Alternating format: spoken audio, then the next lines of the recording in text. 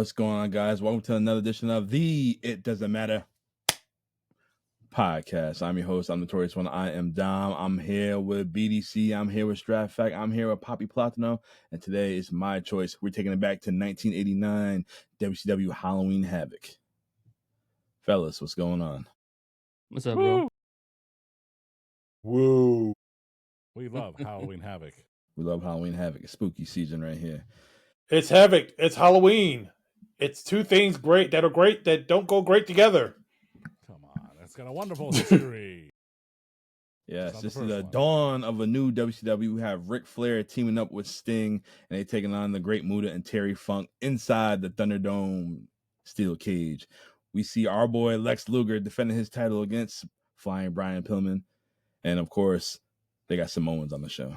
So yes, they do. Quite a few. Yes, so it's going to be pretty interesting. But before we get into that, we want you guys to remember to like, subscribe, share, and comment on our show. We are 31 viewers away, or 31 subscribers away from hitting 400. So please subscribe. Not one, not two, not three, but woo, 400. Hell yeah. That's 30 We're people, growing. 60 feet.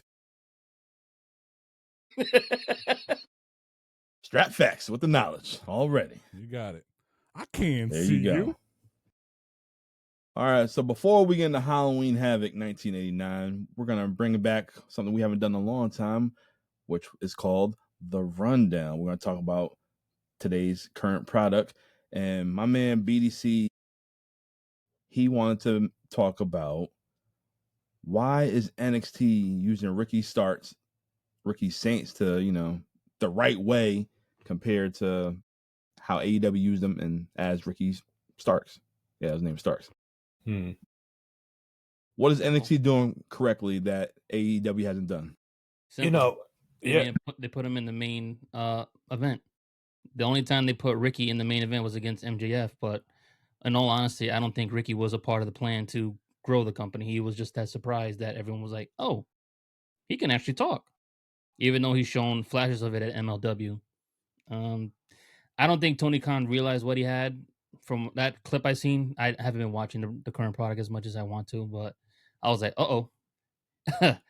that promo, that made me believe that Ricky is the champion and needs to stay champion with that promo alone. So Tricky, don't think you're going to get that title back. Yeah.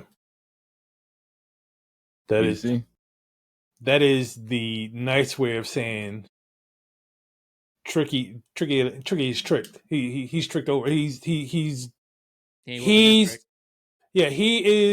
good. I mean, we know what Trick Williams is. He's an awesome talent. But from the time that Ricky Saints hit NXT all the way to now, they've utilized his promo skills. They've not so much utilized him in ring, but they've really leaned heavy on his promo to get him over with people who didn't exactly know who he was, and got him over just enough that when he does come in and he does his ring work, people are like, oh, so this is what he's all about. This is what he's all about. And he is winning people over left and right. And it's crazy to me that AEW had this guy. And they basically used him as more or less the guy to get beat down by the senior talent. Like when Cope goes over there and he calls him every name in the book, and and the basically wannabe Rock and all this other stuff. And they basically use him as a punchline. And it's like I don't understand how NXT in less than 3 months it has him pushed in a way that AEW couldn't do in the years they had him. It's not work. It's not work ethic. It's not that. It's not like, oh well, Ricky was a cancer in the locker room, or he wasn't ready to do the work. He was always ready to do the work. They just shit on him as far as how they handled them. They just did. Strap, any thoughts on this? Yeah, Ricky Starks was definitely a lost opportunity for AEW. That's not the first time you could say that about AEW's booking, that they have misused a talent or they could have used a talent better. I mean, Ricky Starks, to me, was the perfect example of that because he was a guy, I didn't like him. When he first came on the show, they're doing I think Cody was doing the open challenge or something like that for the TNT title, and he was welcoming random guys on the show, and here is one of the random guys. He's from the NWA, I think, and I didn't, he had a good performance. Of course, that's why he got signed to the roster, and I thought I didn't like him. I just didn't like him at all, but he was so talented that he grew on me. He proved himself.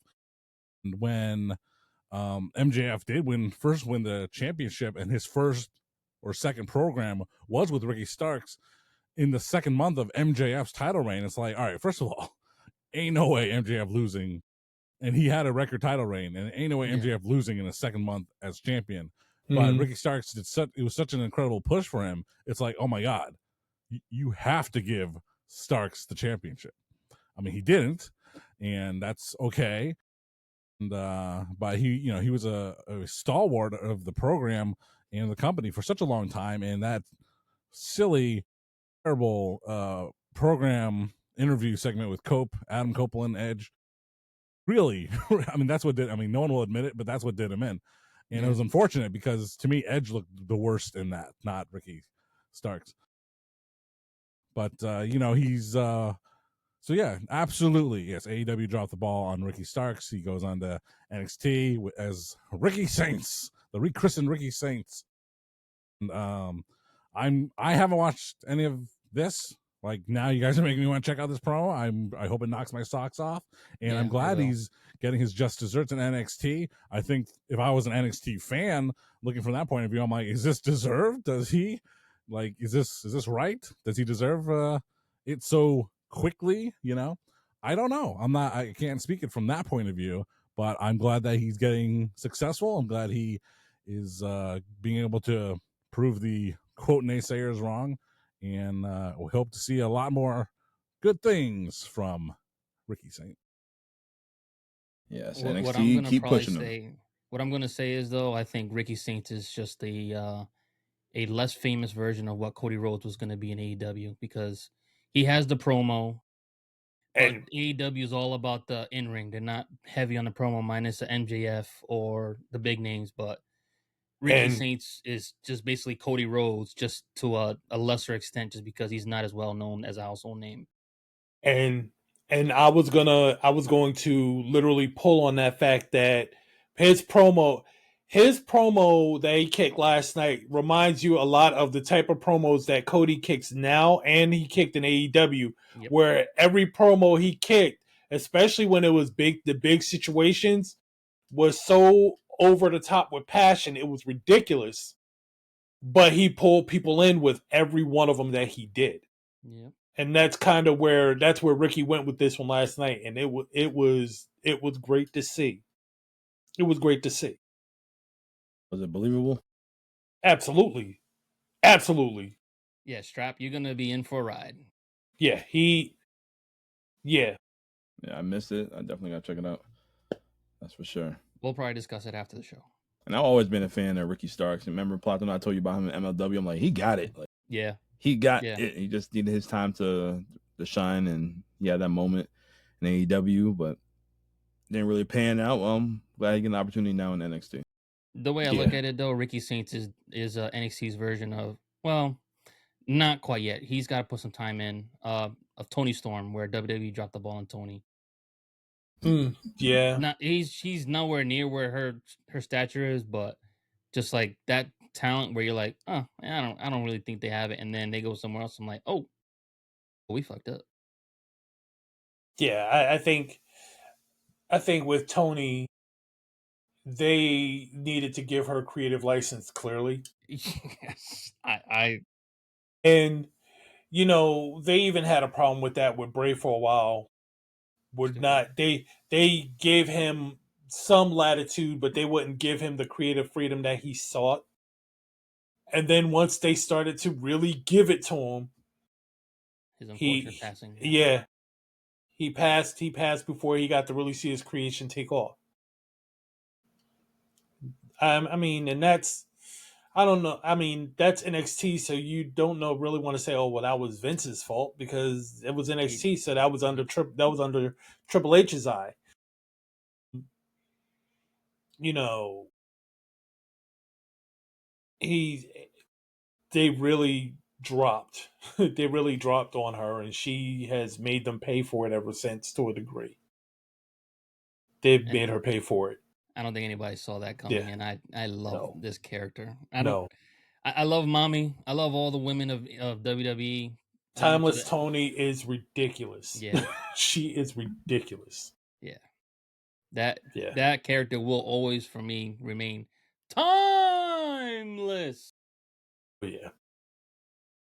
Yes, Toni Storm is definitely a fan favorite. We all love Toni Storm, but Strap, the other day, me and him had a conversation, and we were talking about another person, another fan favorite. Cheating on me. And his name is Big E. Big E recently announced on the Stepping Man podcast that he's done. He's officially retired. And then a few days later, they announced that Ridge Holland is being released. And Strap had a great opinion or conspiracy.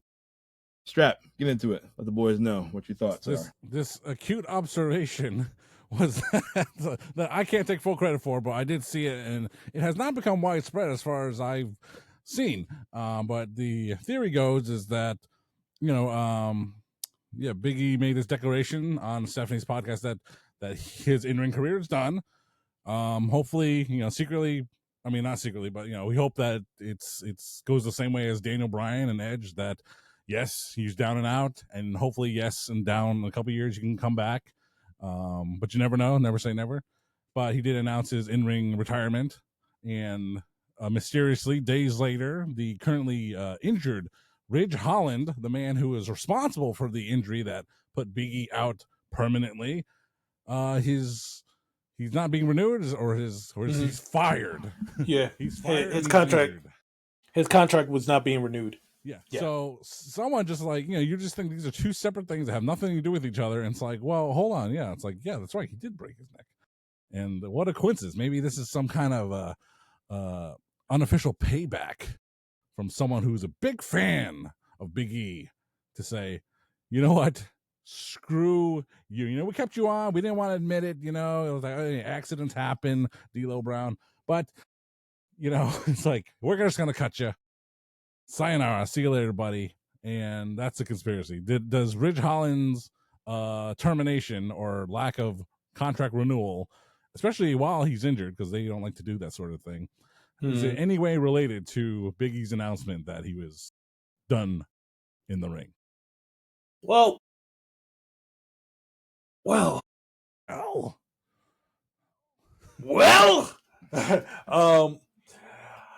I would have to say at this point, Big E has not wrestled in what, 3 years, something like that. 3 years. Yeah. So I don't know if merch has still been selling with his name on it or what have you, but I would not be surprised if the fact that Ridge Holland now being injured, and he's faced a couple of really crazy injuries in the years since he essentially took out Big E, that it turns into a little bit of chromatic justice. It's like, okay, well, look, Big E is out. He's retiring because of an injury that you gave him.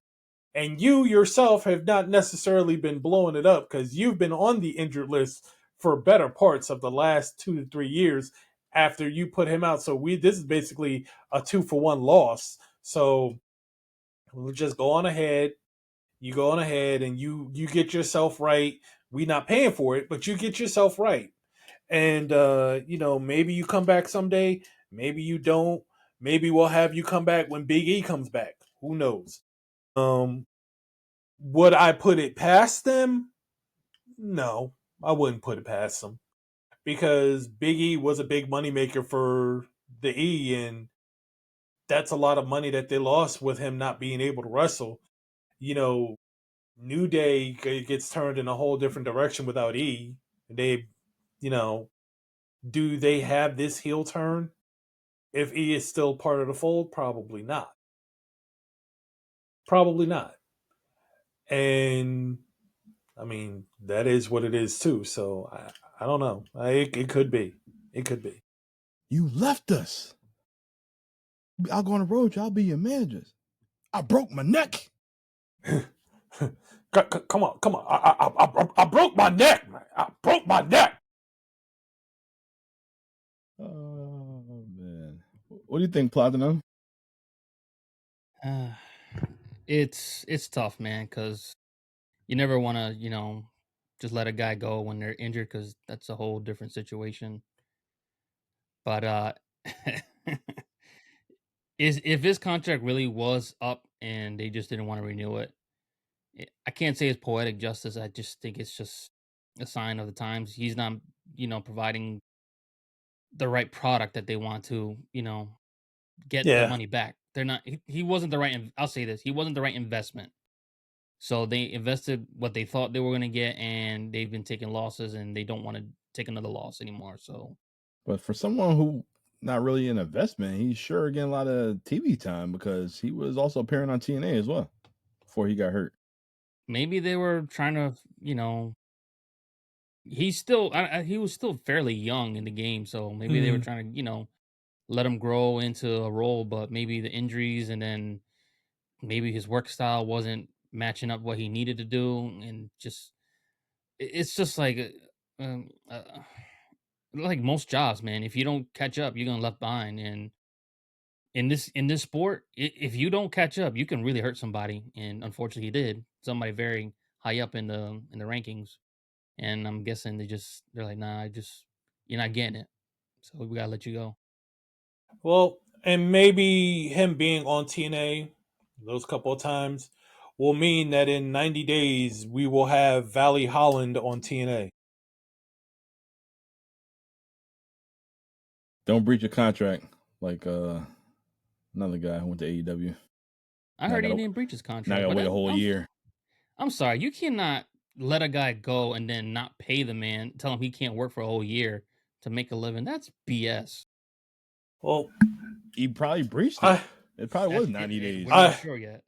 Well, so here's the thing, because I literally got into an argument with a guy on Facebook about this. So I was like, look, I don't buy that. I don't buy the whole story, and there's a reason why. I was like, because if he got fired, then he would have had to have known, especially since he signed the contract, if there was a year no non-compete, he would have had to have known that when he got fired.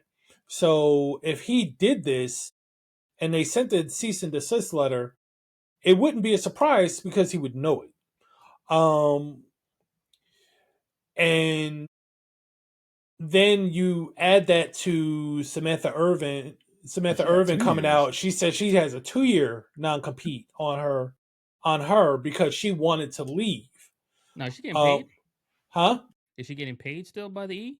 We don't know that. I have no idea, but she's doing her music career, so it don't really matter overall. And Ricochet's still getting paid, so but yeah, she's on a 2-year non-compete with the E for that. So now it's like, well, my question is, if you knew you had a 1-year non-compete, and I don't think it would have been an issue if he worked dark matches. I don't think it would have been an issue if he worked the indies, but it was because it was AEW. I think that's where the issue came in. That non-compete, I don't think that non-compete matters if he's going to work MLW or any of anything with TV, or even New Japan or something like that. CMLL, any of those, it's just astounding to me that you would leave.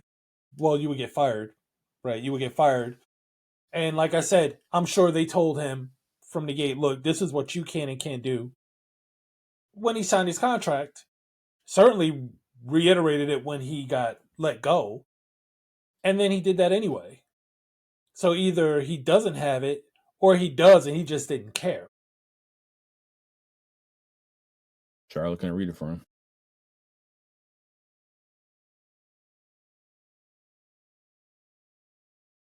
Sure can't.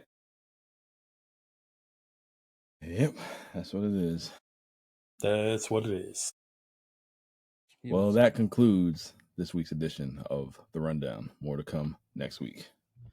All right, well, back to Halloween Havoc 1989. The Jim Herd era right here.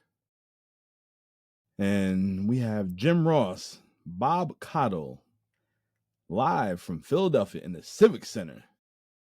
In our opening match, we have the Hall of Famer, the Captain, Mike Rotunda, taking on the Z-Man. So I'll give my thoughts on it. This is my choice right here. This opening match, it was boring. Thank you. It was boring. Yep. I can't stand Mike Rotunda. Yes, I like technical wrestling, but Mike Rotunda wrestle is terrible. Tom Zink, they should have put Brian Pillman in the match. The match would have been more entertaining because Brian Pillman was the opening guy, not Tom Zink. This does not work for me. This match sucked. The finish of the match, Mike Rotunda was going to throw Tom Zink into the corner. Zink, he countered Rotunda, did like a springboard off the second rope. He missed, or he hit him, and the Tom rolled him over into it. Yeah, got the pin 1, 2, 3. For your opening match, this was trash. Listen, I sat there and I literally watched the time of this match. And as I'm watching the time of this match, it got to about the 10-minute mark. And I said to myself, we're at 10 minutes into this match. It looks like the first minute of the match. What the hell is happening right now? And then at the 15-minute mark, I looked again and I said, we're at the 15-minute mark. And it still looks like they're just trying to figure each other out in the first minute of the match. Why is this happening? Even in the ending, I'm looking at the match and I'm like, what the fuck was this? Why? Like, I get it. You have to have an opening match, but why was this match damn near 20 minutes long? And 15 minutes of it was like the feeling out process. Are you serious right now? And like you, I love a good technical match. You know, give me some sequences, give me some elbow collar tie, give me the mat wrestling, give me all of that. Just not 3/4 of the match of that. You know what they were missing? Especially when it's a 20-minute match and you're trying to run right up on the timer. You know what they were missing? What was that? They were missing these. This is what the opening match should have had. Luchadors. This. A luchador. Yeah. Damn it. It was horrible. It was horrible. It does not matter. I would have shaved my beard off for this. Yes. I mean, I cannot really recall anything from Tom Zink's career. I know he was around. I know he was enough of a star to get his own Galoob action figure in 1992. Galoob. This professional athlete from Lake Minnetonka, Minnesota. They kept saying that. They're like, wait, this guy is Mr. Minnesota. Okay, maybe not Lake Minnetonka. I was going to say Lake Minnetonka. Look, there was a particular beauty that bathed in the waters of Lake Minnetonka. It was not Tom Zink. Well, he was Mr. Minnesota. I'm like, is that the only thing that you're giving this guy credit for? He's not. I mean, far be it for me to say he's not that good looking of a guy. I can't tell Tony Schiavone that one. He's definitely in shape, though. I'll give him that. And yes, this match was extremely boring, extremely long. We love hot opening matches. Definitely not one of them ever. But and I know we're really digging for straws here, but I did appreciate Mike Rotunda's technical level skill. It's something that you feel like is just missing, especially considering the fact that, all right, once again, 1989 Halloween Havoc, and he goes to the WWF, becomes IRS, arguably more famous, does less work, does less technical wrestling. In 6, 7, and in about 7 years, he's back in WCW as Wall Street, doing Wall nothing. VK Wall Street, Michael Wall Street. I mean, yes, this is just a terrible, awful match. We have to move on quickly. Yes. Very quickly. All right, our next match, we have the Midnight Express of Beautiful Bobby E and the Sweet Stan Lane, and it's a 6-man tag, and they have a tag team partner of Dr. Death, Steve Williams, and James E. Cornette. He is the manager. And they are taking on the Samoan SWAT team and the Samoan Savage. The Samoan SWAT team is the Samoan Savage. It is Samu and Fatu.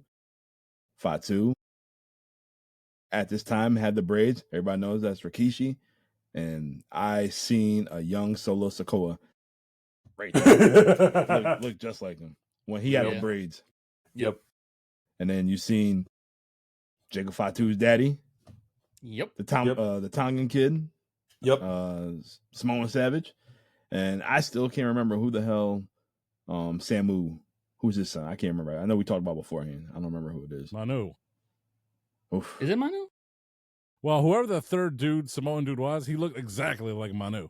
I can't speak for the other two, Rikishi, and whoever. I don't know. I don't know who this guy was, but he looked just like. He looked like a 1-for-1 for Manu. They all look alike. Samu ain't had that ass though.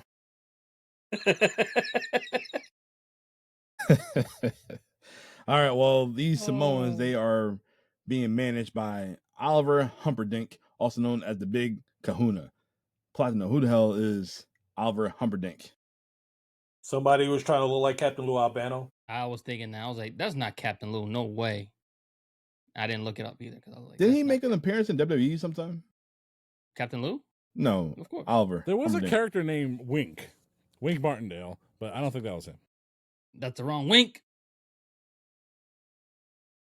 My God. American male. American male. Chop off my foot. I got no more leg. Still making appearances. American male. When you wanna walk and you can't do that alone.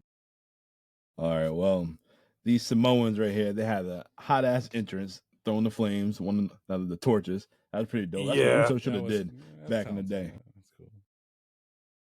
All right, so we are in Philadelphia, the city of brotherly love. There we go. I was so confused. Me too. Isn't the Midnight Express? Aren't they heels? Yep. They're getting cheered. They're getting cheered. When the hell in Jim Cornette's career does he ever get cheered? Yeah, I've never knew that. And they was loving Dr. Death. He was over.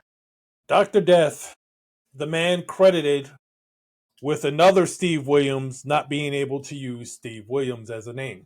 Thank you.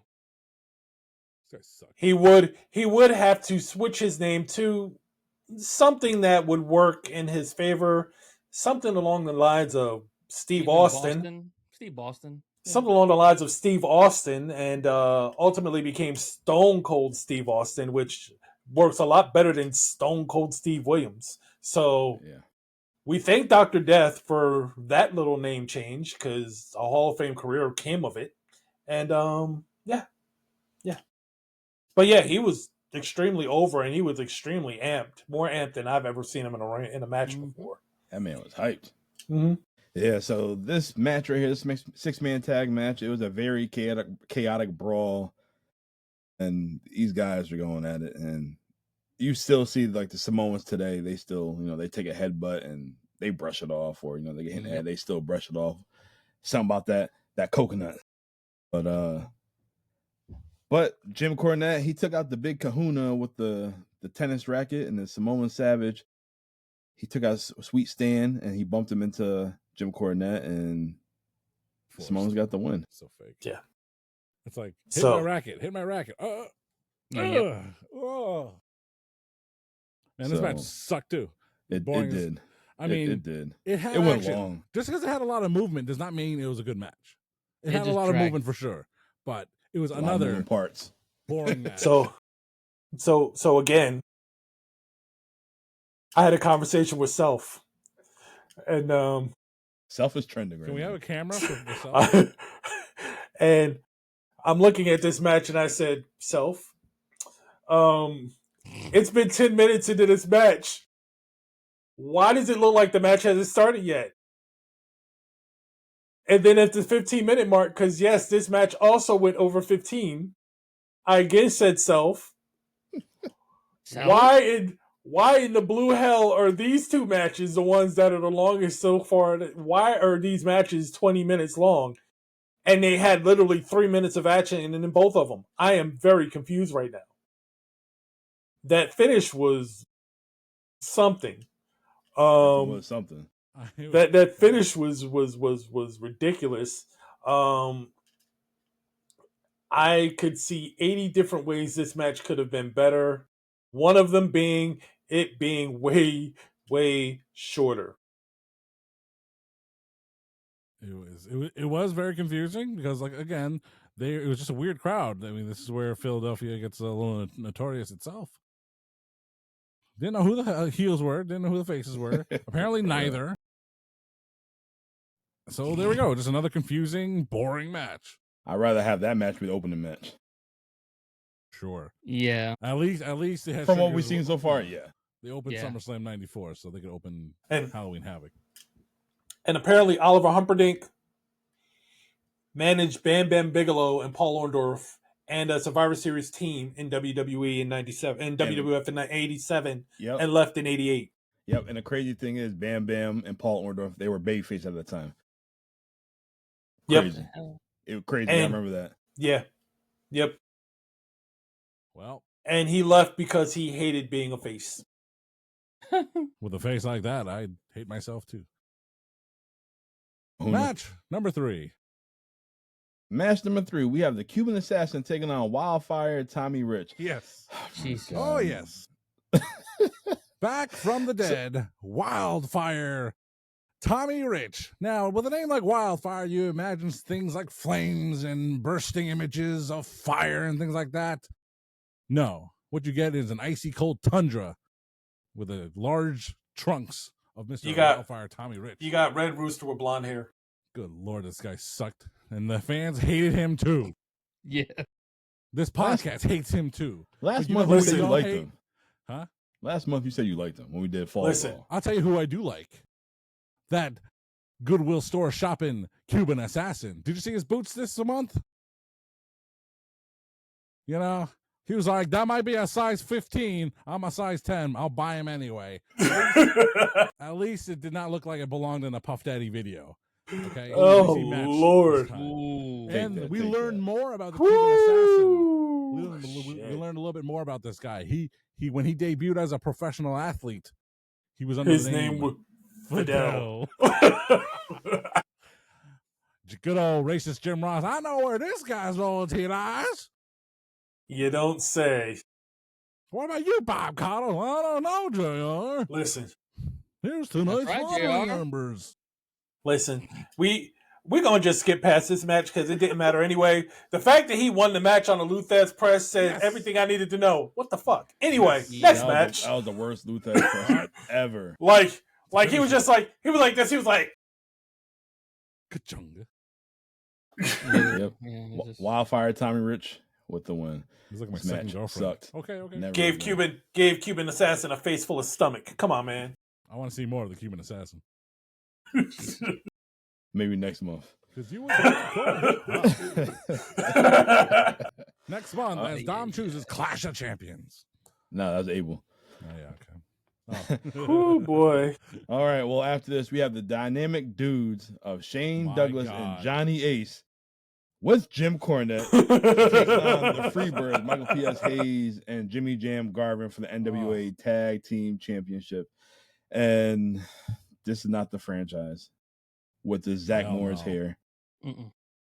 John Laurinaitis with that people hair power look. People power. I wanted to see both of these dudes ride the skateboard, but they didn't do that. That would be more entertaining. They were carrying that holding a skateboard as if they knew how to use it. Like I would be carrying a football and knowing how to throw it. Ain't gonna happen. So we are in Philadelphia. We know the Freebirds, they're heels. Oh my God. And Jim Cornette is managing these dudes. Damn right he is. Right. Bad guys. Or are they bad guys? I don't know. I mean, would you look at a guy like Johnny Ace at this time and say, I like this guy? Hell I like between him and the way Shane Douglas looked at this point in his career, I know who would be more racist. These guys or the Harris twins.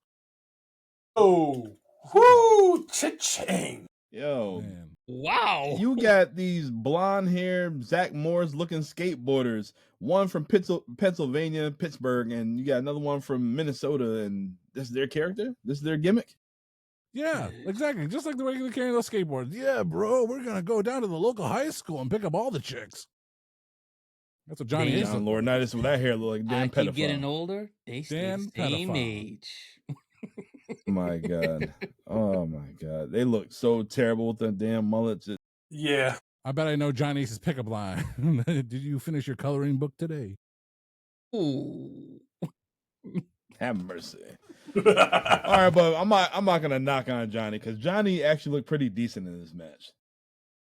He uses Could Johnny Ace work? I mean, I assume so. I mean, he could work a little bit. They say he did his best work in Japan, but he definitely did work. Like when he had I think he had like Michael Hayes, or he had Jimmy Jam in the headlock. Michael Hayes just trying to just reach, and he's just doing little ring awareness, just kicking at this dude. You never see nobody do that. Then again, why are you that damn close to that part of the ring anyway, where he could possibly tag? And then he did that headlock takedown, the double headlock takedown, whatever. But he tried. He made an effort. He looked decent, and he kept trying to do the devil's kiss on everybody. Dude. It's just funny just seeing this match. You got Michael Hayes and you got John Laurinaitis, two of Vince's cronies in the ring working together right now. Yeah, the two sick, disgusting cronies. Did you see Michael Hayes with his shirt off? He looked like he was a black dude with all that body hair on him. Jesus Christ. Yep, clipping that one too. Did you feel uncomfortable again by seeing Michael Hayes? Did I feel uncomfortable watching Michael P.S. Hayes all the way from Zimbabwe? You didn't like the Fantasia on his trunks? Not the singer either. I was fantasizing about something else on his trunks, that's for sure. Michael P.S. Hayes, let it fly free like a bird. I just like the fact that when he did his entrance, he came out to some familiar music, Bad Street USA. Yeah, I was like, all right, yeah, I like that. That's Jimmy Jam and Jarvin. Good old JR said the Freebirds are the first to have rock and roll for an entrance. Yeah, so. I mean, I'll tell you this though, for the match itself, I mean, yeah, we're making a lot of fun of it, but the Freebirds, man, they're oozing charisma, man. Michael P.S. Hayes and Jimmy Jam, they're on fire. They have the crowd in the palm of their hands. I mean, it's kind of like hair bands and glam rock now. It looks silly and all that, but they were killing it back at that time frame. And they were hot. The fans love these guys, so I'll give them big props for that. And as for the dynamic dude, there's obviously a gimmick that didn't fit either one of those guys, but it's just very, very forced. And to see where those guys would go later on in their career, they went on to better things. But a lot to make fun of for sure. So, and a short match. Thank God. And they didn't cheat to win. They use conniving skills. They use a skill set, and when they got the victory, man, Michael P.S. Hayes was smiling. Jimmy Jam was happy, because they didn't have to cheat to win. They won in a fair manner. So, man, hey, great night for the Freebirds, man. I'm telling you. All right, the finish of the match, the Dynamic Dudes went for their finisher called the Wipeout, which I'm assuming was going to be a double spring buster backdrop, but Michael Hayes, he pulled Johnny's Ace's leg, and Jimmy countered onto Shane, and he got the 1, 2, 3. That's beautiful. Beautiful. Yeah. Maybe Johnny Ace came up with that finish too. This match somewhat matters. He's also responsible for breaking Sid's leg. Should break his leg for that damn haircut he had. Should look terrible. My God, that should look like a damn wig. It did. It looked terrible, but he's already ugly with that damn hair he had. Look, woof. What a rush, and his brother. Oh yeah, what a rush. All right, next. All right, our next match, what I was looking forward to, we have the Steiner Brothers, or Rick and Scott Steiner. Oh man, what a promo Scotty Boy was, huh? Yeah, still sound the same to this day. Get you, I think tonight, maybe. I don't know. Tell him, Rick. And then I'm gonna get on. Yeah, and they are taking on women's team of Doom. Last month we covered Robin. What was her name? Robin Harris or Robin something. Robin Green. Robin Green was her name. Now she became a woman. Yeah, she adopted the name Woman. So it looks like that's what she's going to be called from now on. Yeah, so we got the debut of Doom, basically looking like two big black gigolos. Some gimps. Ron Simmons had already made his debut, right? So they put him under this mask, and like he did like a laugh later, but he had to like hide it to not like be so uniquely identifiable. He's like, hey. You could just tell looking at him like that's Ronnie right there. Yeah. Damn. How do you think a woman felt managing these brothers? We ain't talking about the Steiners either. Bet she felt like a 2007 Hall of Famer. Dead, like Sharon Martel. She felt. You think she felt well hung? No.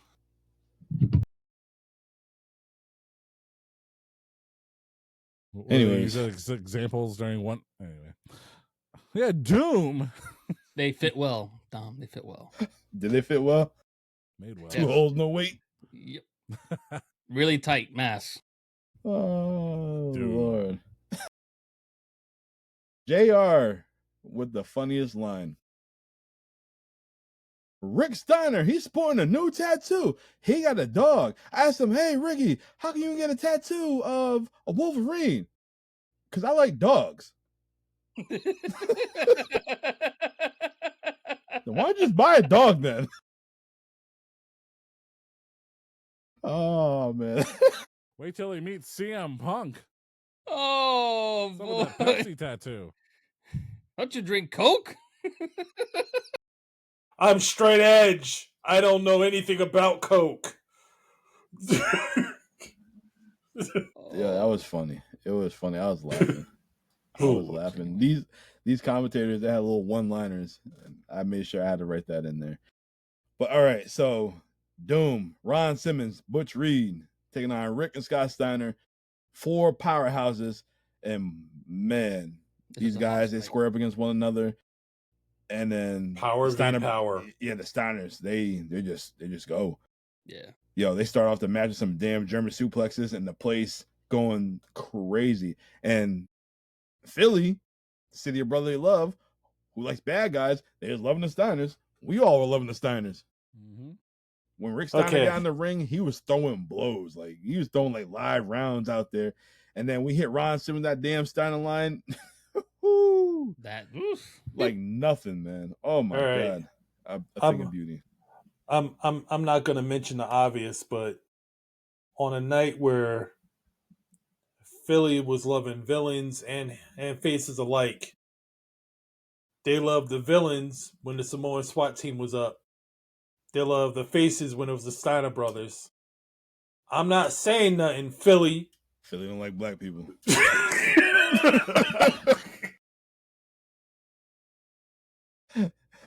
Philly don't like black people. That's what it is. Exactly what it is. Walk away from the mic. Don't tell me I hate the back and forth of Whitaker's neck. Is there a Band-Aid on it? Love y'all, Philly. That shit's funny though. Anyway, Damn. Oh man, but I know. Ron Simmons, he was so good at this time. I noticed how he was calling the match, like he would just like put his hands up in front. Yeah. You as a kid, you never noticed that, but now like okay, you can peep it now. We picked up things up now. Yeah, like we know it was pretty good, but I enjoyed the match. And then the finish of the match, we see a woman put a foreign object in one of Doom number 1 and Doom number 2's mask. Yeah, Butch Reed. Yeah, now I see where Yeah. Grand Combo gets it from. Get it from them. Yep. So She continue to mess up that name so that way we don't get flagged. El Grand Combo. So I mean the one Grand Combo. The jokes that come off of the fact that she slid something hard in his mask now for something hard being slid in later are more it was so yeah. big it was bulging out. You didn't catch that too? But yeah. I'm like, bruh, you really said that. Yeah, you said that with a straight face, bro. And the crazy thing is, never be on Pat Patterson. The crazy thing is, I didn't even know if he said that one. That's just what my friend said. Unbelievable. Woman got Doom from Kevin Sullivan, and she just dropped Kevin Sullivan like a bad habit. See, she just foreshadowing the future. That's all it was. Yep. Yeah. Doom took her man, and boom, bye. They say in wrestling, don't do storylines with your wife, because you ain't gonna have no wife no more. He was like, I've got this team named Doom. She took it. He was like, well, take the dungeon. I'm gonna get a whole dungeon. Try taking that. She didn't want it. I want a horse, man. Ron Simmons said, "Damn, come here, woman. Come here, woman." Yeah. Well, I mean, most impressive thing I remember is Scotty Steiner doing the Franken Steiner, popping the crowd, popping the fans at home. So yeah, a lot of good work here. Yeah, absolutely. So this match between the Steiners and Doom, this match matters. Yep, it did. Indeed, this is one of the reasons why I chose this, because I wanted to see this right here, and it definitely matters right here. It delivered, man. Yeah. Everything that you wanted. You have four good wrestlers. You have four good wrestlers in the ring that can go, and this is what you get. You get of course power because they're power personified, but you get a lot of technical ability in there too that you just would not expect from guys that look to be strictly power wrestlers. So basically definitely matter. Match. All gas, no brakes. No brakes. Yes. Yada-da-mean. Yes. I love it. Well, after this, we see Gordon Solie. We had Gordon Solie backstage a few times, but I had to put this in my notes. Gordon Solie, he's interviewing the total package of Lex Luger, and this was great. Fucking Lex Luger, amazing, like always. Yeah. Like I'm appreciating Lex more now than I did back in the day. Yeah. And this Lex had a little more weight on him too. Yeah. That's crazy. His traps look he looked ridiculous. Yeah. He looked ridiculous. Yeah, so Gordon Solie, he was interviewing Lex Luger, and Lex Luger said that he is the champion of the 90s, even though it's 1989. I caught that too. But Luger saying how he's the champion of the 90s. He'll be the forever champion. He's the forever champion. Then Gordon Solie asked him, well, how many times have you been champion? Lex Luger's like, it doesn't matter. Well, he can be beat. The reason I know, this is his third reign. Yeah. Back to you guys. Gordon Solie. Why couldn't you say that when he's right there? There, Gordon. Scared? Gordon Solie's a little bitch. Hey, man. Have a pack of Chesterfields, motherfucker. Oh my god. All right, well, our next match is for the NWA United States title. We have Flying Brian Pillman with the Cheerleaders taking on Lex Luger. And my god, like I said before, Luger looked like a Greek god. Pillman, he looked good, pause, for his size as well. And then had me thinking, why couldn't Vince just utilize Luger like this? Not no narcissist, not no American USA. male Luger, USA. Well, what's his character, Dom? Why What couldn't is he a be Lex Luger? Couldn't he just be this total package Lex Luger? You mean like a pure athlete? The way he looked in this match right here. Well, goddamn, it's boring. You need to be something like a plumber. Oh Lord, looking like Gotta that. be a narcissist, just like me. Oh, Well, with Brock Lesnar as just a ultimate beast, why couldn't he do that with Why well, couldn't he do it just Luger? Luger's not Brock. I'm sorry. Yeah, I think we're just saying he got to change his character. He just been a total package. He has the look that Vince likes. Why couldn't he just be okay? Because you're not the total package. That's their bullshit. You could be the complete, like Matt Cardona. Because it seemed as though every WCW main roster talent that left for WWE in the late 80s, early 90s, Bobby Heenan had to get his hands on them. So that's just what it was. And when he came over, he's the narcissist, he's this, he's that. And he was leaning so heavily into bodybuilding at that point. Initially, he didn't have to talk much, and then when he had to talk, he was a fan favorite, and he had to do that, which never really felt comfortable. It never really felt comfortable. He was a natural heel. Yeah. That's kind of the same thing that Roman Reigns went through. It was like he was a forced face, and it didn't feel comfortable. And then he showed his heel side, and now even as a face or a tweener, he's still more. He still has his heel attributes. He's just loved now for it, and that's kind of what Luger went through. Luger is a natural heel, like he said. That his whole persona screams heel, and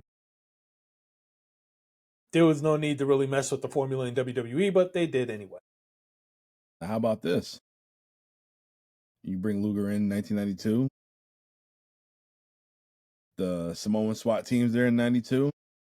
What if you bring a Brian Pillman there in 92? That would be dope. Why? Because you got guys like Bret Hart, you got guys like Shawn Michaels, and you got Owen Hart. And you could very easily, and you bring him in at that point, you could work him as a tag team star. You could work him as a singles wrestler. You work him on the mid card. And when they started to elevate mid carders and smaller guys up to the championship picture, he very much could have taken a role in that. I'd have dig that. Brian Pillman in WWF in the early 90s. Yeah. First episode of Raw or something like that, Yeah, because Brett was champion on that time too, so that would have worked. Brett would have figured out a way to put Brian over more so than he already was. So. Imagine Pillman having that 1, 2, 3 kid spot with Razor Ramon. Ooh, damn! I kind of like it where it was, but no, I'm just saying. Imagine that was his spot right there, and then next later down you have that match with Bret Hart, and Bret put you over. That's the route they went with the kid. The kid was always a good wrestler, man. What happened? Look where he ended up. I mean, he's a very famous wrestler of that time frame, but he didn't become any. I mean, he's more famous as X-Pac than he was. Yeah.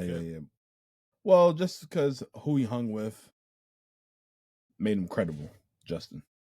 Well, you kind of forget because but Brian Pillman got a very big contract until Bill Watts didn't try to chop him down a bit. So I mean, so Brian Pillman was a very featured player here on this show, and you could see great things in his future. Unfortunately, they didn't come true, but they did have eyes on him for the future. It just was mismanaged, much like Ricky Starks.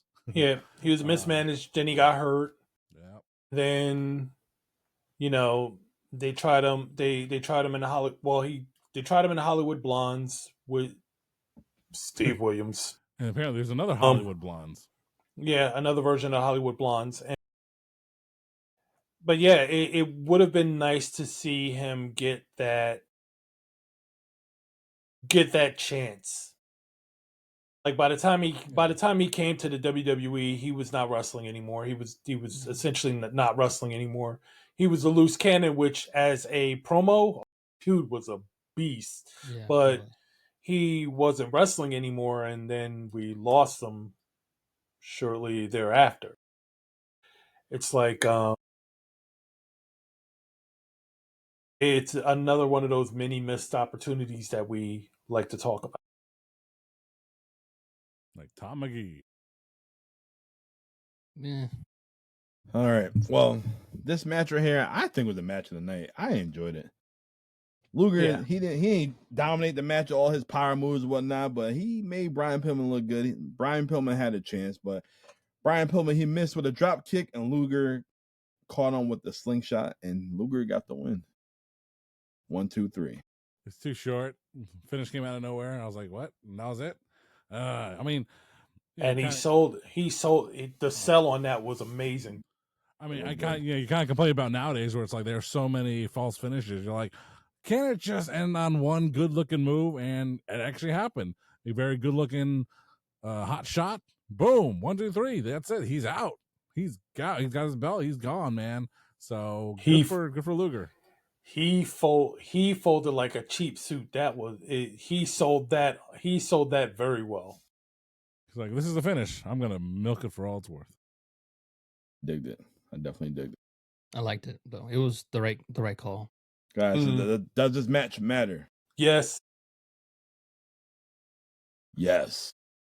All right, our next match, we have the Skyscrapers of Dan Spivey and Sid Vicious, our guy, with Teddy Long, their manager, and they taking on the Road Warriors of Hawk and Animal with Paul Ellering. And Teddy Long looking like that cheap crackhead that came up with some money, slicked his hair back.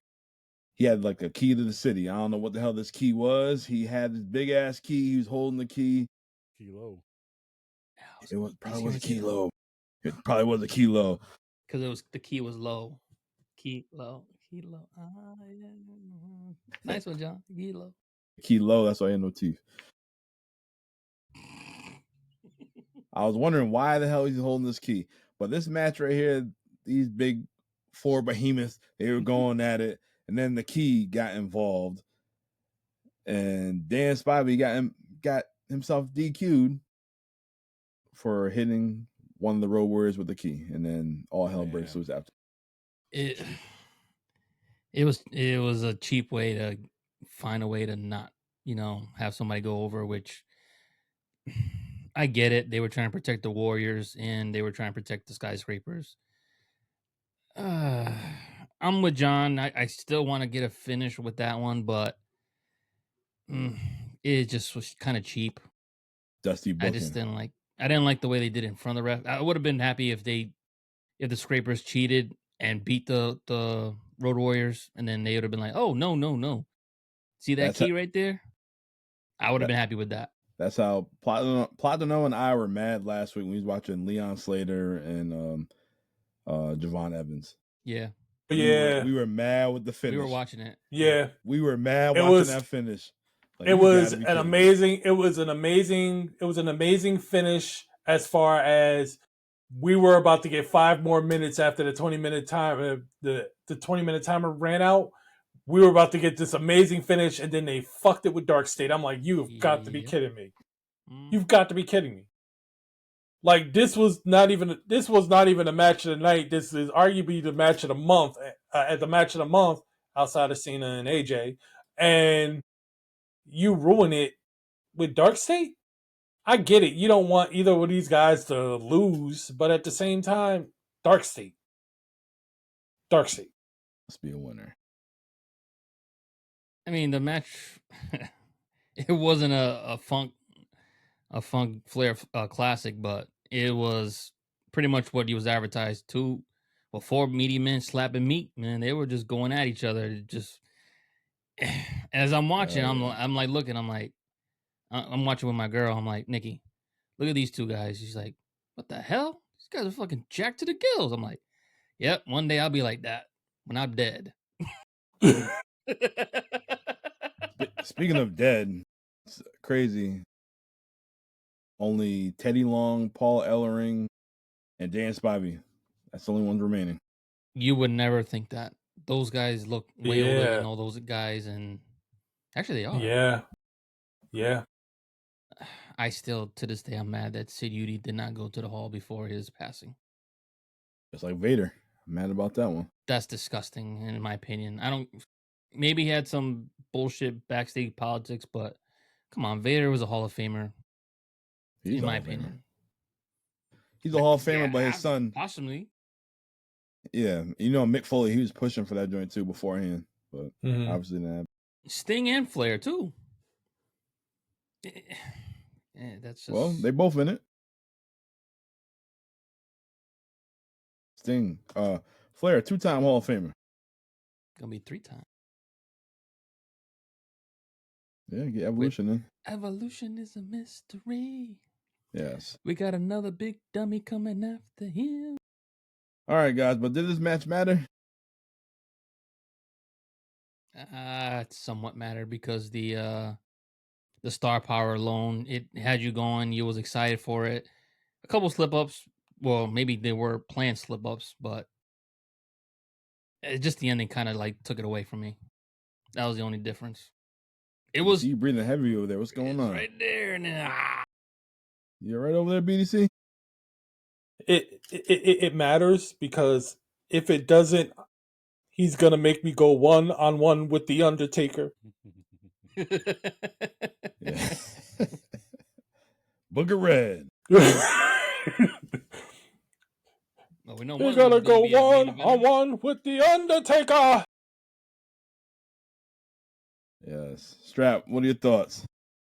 I'll put it does matter on it because it's always a pleasure to watch the Road Warriors do their damn thing, and to do their damn thing against a formidable team such as these big ass MFers and Dan Spivey and Sid Vicious. Yeah. And it's always a pleasure. It's always a pleasure watching Sid go too. So yeah, it's just like he shouldn't. I mean, I get the gimmick of the team, the Skyscrapers, but it's like, why would you diminish his height by putting him against someone who's exactly the same size? It's like, come on, man. Oh well. Yeah, they were looking eye to eye, like, okay. And the promo, the little bit of a promo they did beforehand, they kind of did it out of order. Usually, Animal, tell him Hawk, no, tell him Animal, and fucking Paul Ellering just in the shadows. I'm here too. You didn't even know he was there. Yeah, he was. So too bad Sid didn't cut a promo. That'd have been great. All right, big crab babies, Animal and Crab. Shoot, can I do that again? We're live, pal. Okay, Crab, Eagle. One of you birds. Your Legion of Bloom. Ah, damn it. Can I do it again, please? Shit. Can I do this again? We love you, Sid. I hope his family knows we're doing it out of love, not... It's all love, man. All right. Well, our main events. We have Sting and Ric Flair with Ole Anderson in their corner. And they are taking on Terry Funk and the Great Muda inside the Thunder Cage. This is a steel cage match with a lot of gimmicks. First and foremost, before I get into the steel cage, Ole Anderson with Sting and Ric Flair. It's not a sight for sore eyes. It's like something you would not expect. Because you can't trust Ole Anderson whatsoever. Another thing, why he wearing suspenders while wearing a belt?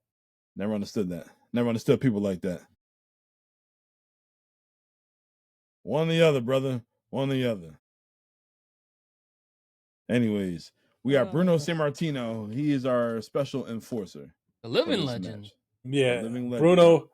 Bruno was sounding like Arnold Schwarzenegger in his interview. I'm like, damn, does he really talk like that? Yes, he talks like that. With no neck. Very much. Yeah. I was the heavyweight champion for like 9 years, and they did not take the belt off me. But then some punk ass guy named Buddy Rogers got my belt, and then I took it from him. I don't know if we'll ever talk about Bruno on this show. You guys got any thoughts on him? I'm not sure if we're ever going to cover any of his matches on this show. No disrespect. Before our time, and I just I'm not. It's no. I mean, he's just one of those names, those famous names you heard growing up that, you just give that respect to, like an elder. It's like, I don't know anything about you, but he's a pioneer. Pioneer. Yeah. You don't want to cover him on Italian Heritage Day? No, we missed it on Columbus. But did you think what's the name? Gerald Briscoe for Columbus Day? You know why I said that? This is what I can't. No. Yeah.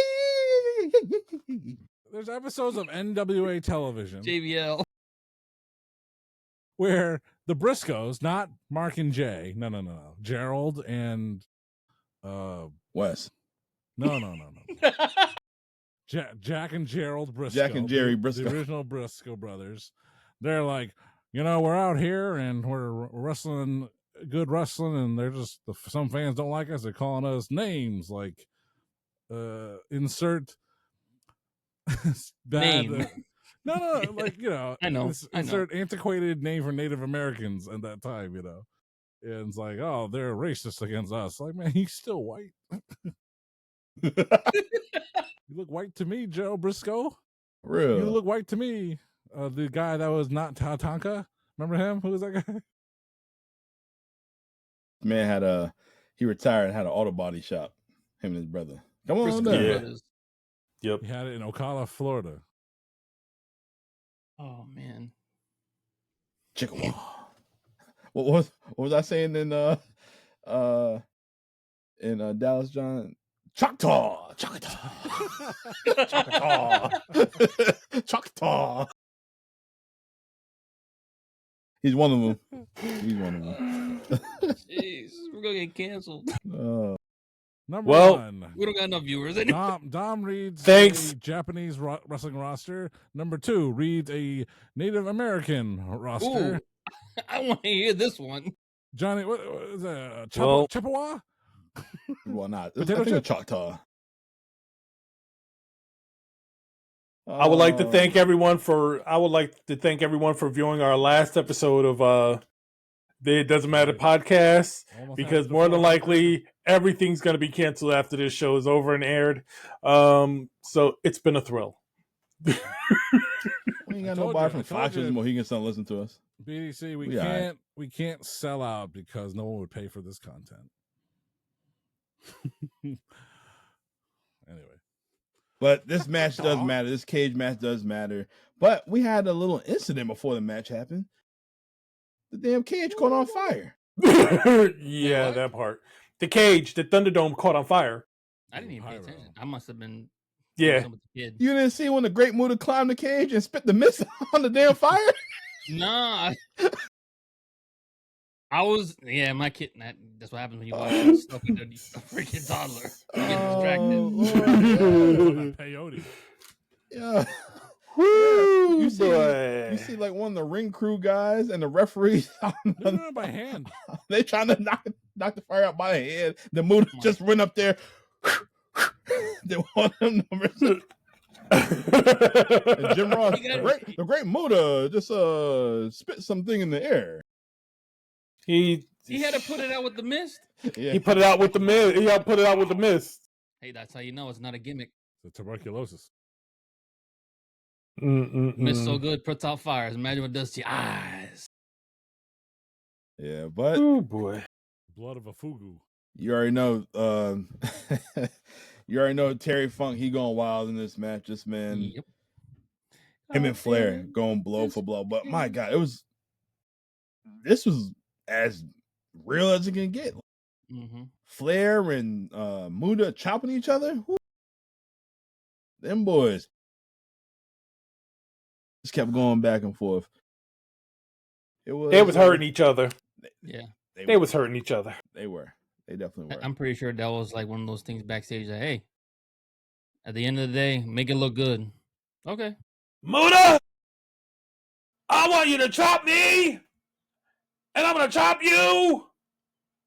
And woo, you're going to chop me again, and you're going to chop me again. And we're going to do this for like 23 minutes. It's basically how it went. Yeah. And then we're going to end the match like 5 minutes early. Yeah. So This match went like 23 minutes. this cage match, I had to look it up. It was going kind of long, but yeah, it was unique. I feel like it wasn't needed. Yes, I know we talked about it in Fall Brawl last month that it's supposed to be a tag match, but Terry Funk, he was out. He had the cast on his arm. He was in the hospital, and they had Dick Slater, and it was Dick Slater and Muda. And hey, John, what was that team name? Great Dick. The Great Dick.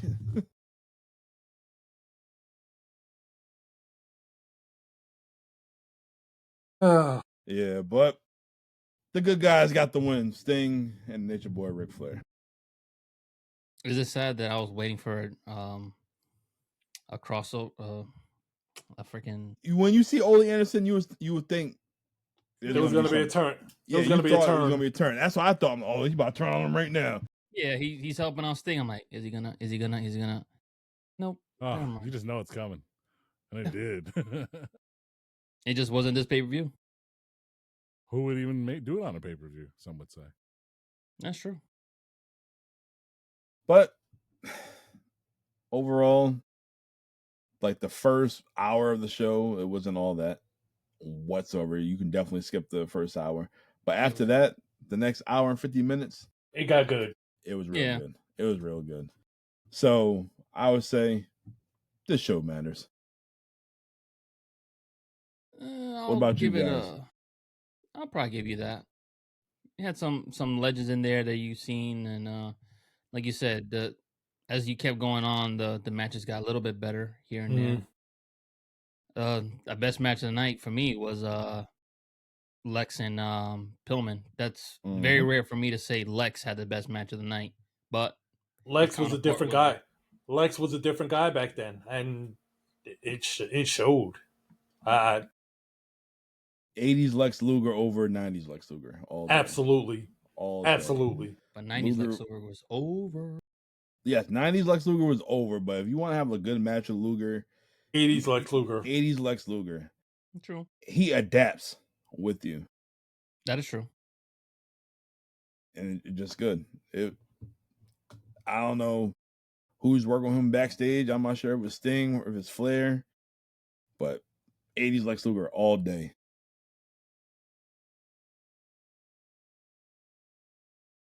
What about you, Strap? The show doesn't matter. It's unfortunate because there's so much talent on this show, that future talent, but none of them. I mean, I know you guys. Yeah, sure. Pillman and Luger was arguably the best match on the card, but it still wasn't great on its own, in my opinion. So that just, if that's the best the show has to offer, it ain't enough for me. So as a whole, the show doesn't do it for me. I mean, these guys, they're all talented. They have had their better matches elsewhere on other cards or shows. And maybe, I don't know if it's just us, and maybe it's the nature of the shows we're choosing. And maybe that's why I chose them, or we chose them, to look at a portion of pro wrestling that we don't know that well, which is this era of WCW. It's like you're saying, hey, I didn't know Luger was that good. I didn't know Pillman was that good. Hell, I didn't know Sting was that good until I saw his best of Sting in Japan DVDs. I'm like, I always loved Sting, but I didn't realize, like, dude, this dude went all the way when he was in his real youth and prime. He's incredible matches in Japan. But so I'm glad, we are taking the time and go back and watch these shows. And yeah, we don't have to see Sid's best match or the Road Warriors best match, but we get to see them in something that they have done that was, important at one time. Upon reflection, it may not be that important, and it may not matter. But for the Thunderdome, Thunder whatever cage match, I thought it was not that good at all. They tried really hard. No one mentioned the Tarzan swings that Ric Flair tried to do and Sting successfully did. But as a whole, no, I say the show doesn't matter. Well, mixed reviews, but definitely check out the second half of the show. If you guys want to definitely check it out. Speckle in your interest with what you want to see. Yes. But next month, we're keeping it with WCW NWA because kicking off November with Platino's Choice, and we're taking it to Clash of the Champions 9. This is, what's their title called? Clash of Champions 9, New York Knockout. Boy, another Northeast show for this Southern Boys promotion. They better be in New York. They are in New York, actually. Troy, New York. BDC, where's Troy, New York? A city in New York. Great. There you go. Starring Brad Pitt. All right. Well, with a bad Achilles. Platino's Choice right here. I'm going to run through the card right now. In our opening match, we have a tag team match. We have the Fabulous Freebirds, Michael Hayes and Jimmy Jam Garvin, taking on the Road Warriors. My goodness. Yes, sir. Nice start off. Start off. Gosh, start off TBS with something hot. In our next match, we have Hot Stuff, Eddie Gilbert, and Wildfire, Tommy Rich, taking on Doom. Okay. Save them. Okay. Another white boy challenge, player. Somebody gonna die today. Yep. In our next match, we have the dynamic dudes of Shane Douglas and Johnny Ace taking on the Midnight Express of Bobby Eaton and Stan Lane. Okay, maybe. Okay. I see the matchmaking. The matchmaking may work. Continue on. The lawsuits. In our next match, we have the Super Destroyer taking on Dr. Death, Steve Williams. I don't even know who Super Destroyer is. Black Hole of Death versus Dr. Death. BDC about to look him up right now. Well, sure as hell am. Super Destroyer. Oh, Bill Eadie. Is it? No, I don't know. No, I don't think so. 89 Demolition was still alive. Kenneth Reinhurst, better known as Jack Victory. Oh, never mind. Wow. Never would have guessed that. EC Dub. How'd you look that up so quick? I got that good internet. Got that Frontier Fiber, baby. Fiber, baby. Worth 250. In our next match, we have the Skyscrapers of Sid Vicious and Dan Spivey taking on the Steiner Brothers of Rick and Scott Steiner. Yes. Okay. That was another reason why. As I said, matchmaking is working this time around. I think. Maybe they just flip the card a little bit. That's all. Yeah, work. Take A from this match and put him in this match, and oh my God, the matchmaking looks better now. Today's prime rib is tomorrow's ribeye, brother. Mm-hmm. And so you gotta layer it right, in a stew. Just stew.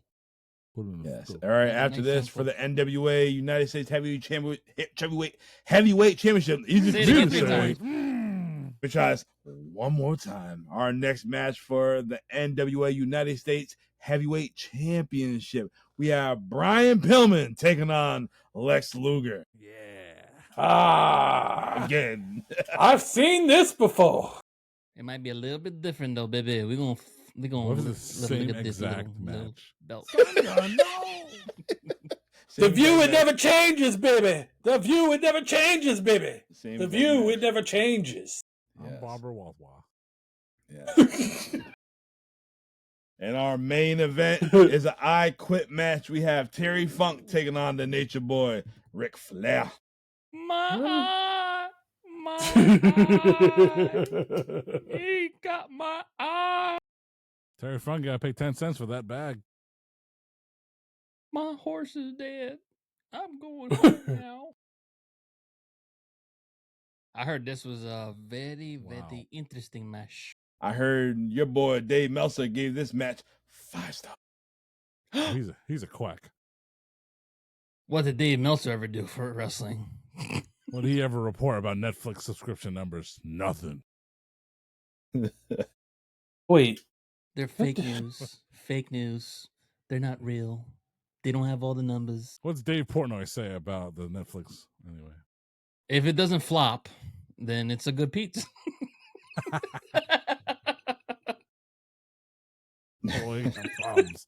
You weren't here for the pre. You were not here for the pre-show pizza discussion. I know, damn it. Technical Anyway. difficulty. We always have damn near technical difficulties. Damn it! so New London. Yeah, right. They don't want us to get off the ground. so speaking of Meltzer Boy, Man, something I've been meaning to look up, and I just finally did. So Super Destroyer. Jack No. Factory. we don't care about him anymore. He gave us 5 stars. We don't care anymore. He absolutely did not give us 5 stars. He gave us the toilet. I get more ass on the.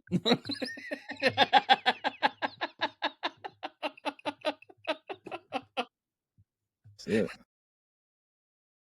Yeah, I meant to look up what he was going to give the Cena Styles match as far as a rating, because What does fool say? He gave that match. I bet I can tell you. Decent. What? What did he say? What did he give? I actually don't know, but I don't think he liked the match. I don't I think say he would have liked the match. 3.75. 2.5. 3.25. All right, 3 stars. 2 stars. No. 3. Oh, Okay. motherfucker. Okay. 4.75. He gave it 4.75 out of 5. All right, Because it wasn't the Tokyo Dome, he didn't hit 6 stars. But would not give them a 5-star match because he just It's don't. WWE. Yeah, he just won't. He didn't give him a 5-star match because John Cena couldn't hit the 619. He didn't. If he would have hit that 619, it would have been a 6-star match. Yeah, he gave. I think he gave the Taker Shawn match at Mania like a 4.25 or something. Like, No, he gave it 5 stars. I think the first one like 5 stars. I don't think he gave it a 5, bro. Strap, pull it up. All right, Pulling it up I'll right on now. the floor then.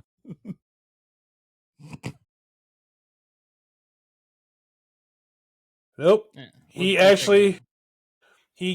also gave that match 4.75 out of 5. I tell you, He that was didn't give it the full 5 stars due to a sense of predictability and an unintentional botch during the attempted Tombstone Piledriver reversal. Who he ever wrestle? I know. It's his Not opinion, Cody but that Rhodes. opinion was I don't remember that. He wrestled the microwave. What he give Walter Paul Hausen, the dude from what he give Stingray? What he give his match? What? at least 3.5. Stingray. Dude from Cobra Kai. Yeah, he's a champion in some kind of indie. I don't know anything about the Karate Kid universe. So. I gotta finish it. Oh, I gotta watch the Been new busy. one. New one's on Netflix now. Legends. Legends, yeah. All right. But I'm Let's too finish the busy. damn podcast before they cut us off. They ain't gonna cut us off. I pay for my subscription, damn it. That too. All right, well, that wraps up WCW Halloween Havoc 1989. Shout outs to my man BDC. Shout outs to Platino. Shout out to Strap Facts. Thank you guys for holding it down. The show might have stuck in the first half, but the second half of the show, it definitely does matter. If you guys enjoyed the show, you guys enjoy what we do, hit subscribe. Remember, we're just a few subscriptions away from 400. Make sure to follow us on Apple, Spotify, and all the other good stuff that you listen to us on to. Till next time, take care, spike your hair, light your cigars, keep the debate strong, and remember, it doesn't matter. We will see you next week. Clash of Champions 9. What's it called? New York Brawl, New York City. New York City knockout. Yeah. New York knockout. Somebody getting knocked out. Platino's internet might get knocked out. We'll see. Probably. We will see you guys next time. Boom. WCW Sid Vicious or WWF Sid Justice? Oh, we're off the air. I can't. Just Sid, just as vicious. Just Sid. Pause. Psycho. Okay.